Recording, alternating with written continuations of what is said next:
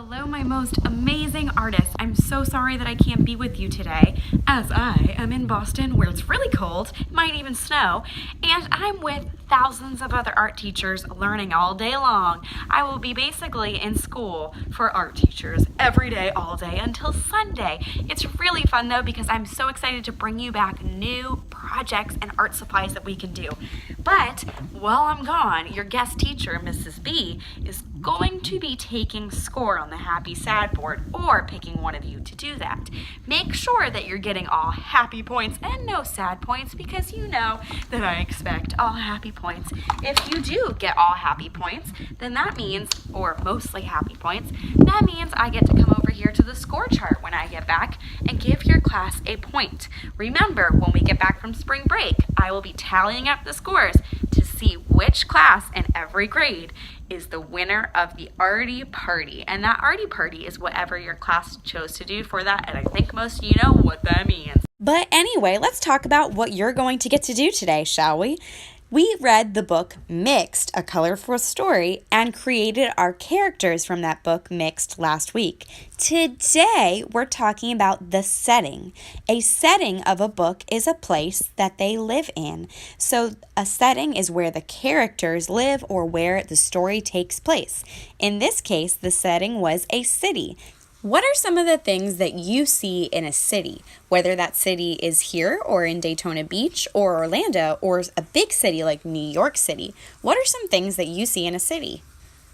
There might be cars, there might be bikes, there might be trains, there might be really tall buildings like skyscrapers. Think about the city here.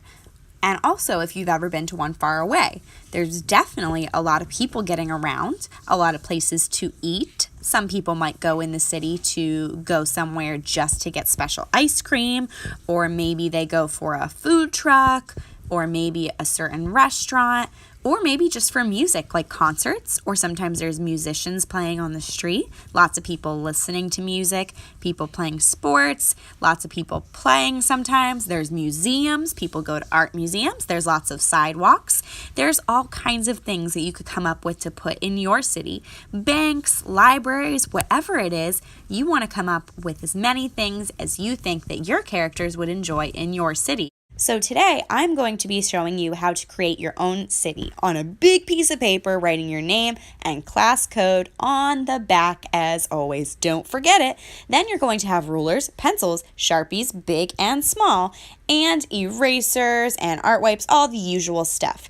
Today, you're going to need a pencil to start out with first, and a ruler. To use that ruler today, if you've never used a ruler before, I never want to see you using it as a sword, a weapon, or spinning it around like a helicopter. That could make it break really easily. You will also lose that tool. It will be taken away from you if you're using it as a toy and not a tool. I'm holding it down with my hand that don't know how to draw. Again, that's my left hand. It might be your right for you. Holding it down with that left hand as I draw lightly across with my right to make a horizontal line. I'm going to make two horizontal lines to create a road because my city has a road. Yours doesn't have to. But now, every city and every setting, or at least where people live, have buildings. So to make my buildings, I'm going to draw some horizontal and then some vertical lines. Starting out with those vertical lines, of course, to make some tall buildings. That makes the shape of a rectangle. Except when I'm making my rectangles, I don't have to draw the bottom line because it's already there. Now I'm drawing some buildings hiding behind the front buildings. That is showing that some are closer and some are farther away. Now I'm getting to the tippy top and drawing different shapes. You could draw semicircles, you could draw rectangles, you could draw triangles, you could draw circles on top, you could draw a flag and a flagpole. It's totally up to you what you create in your city. Now I'm going to go back and add some details. All city buildings have windows and doors. You have to be able to see out and also get out. You want your characters in your story to be able to live and work and play and go to the ice cream store, the grocery store, the library, or the movies. Wherever it is that you come up with for your city, whether it's real places or imaginary magical places, you want to make sure that you add lots of details so that the viewer or the person who's looking at it, including Miss Q, can tell what they are. You also want to decide if your setting is taking place in daytime or nighttime. Maybe you have a moon if it's going to be a city at night. I'm making a sun for my city because it's daytime. Then I might draw something like an ice cream shop. Maybe I'll make a library. But whatever it is, I'm making sure that I leave room for my characters to be added next week. Next week, we will be cutting out your characters from your story that you painted and drew faces on and gluing them on. So that means that you want to leave room and think about where they're going to go in your picture. If you have some really big characters, you might want to leave room in a big building for them. Maybe you'll make one building bigger or closer to you than the others. Maybe others will be farther away. That way you'll be able to put a couple of your characters inside of them. Now I'm going to go ahead and look at how the illustrator of the book, Arree Chung, drew a car. I'm going to draw a car, of course empty, so I can cut and glue one of my characters into it later.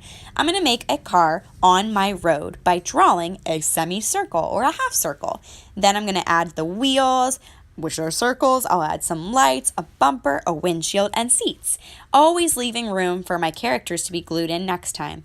Then I always erase whatever I need to. But before I erase everything, I want to trace over my pencil lines in Sharpie marker. When I'm absolutely sure that I'm done, I can trace over with Sharpie. If you don't get to this part today, that's okay. As long as you've got your name and class code on the back and it goes safely in your folder, you're good for today.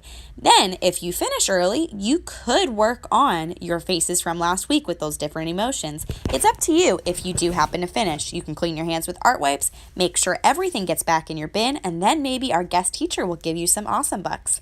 All right, awesome artists, let me show you one more example before you get to work. In this one, I include a lot more signs, including the sign of my city's name.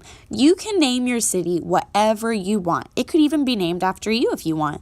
You can make lots of different places with signs like the movie theater or a school or a mall or a bank, or you can invent your own kind of shop, somewhere that somebody could go buy clothes, somebody that is going to a museum. You could name the museum after you or after the characters in the story.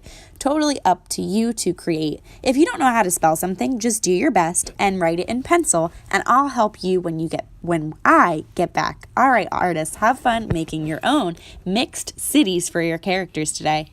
I'll see you next week.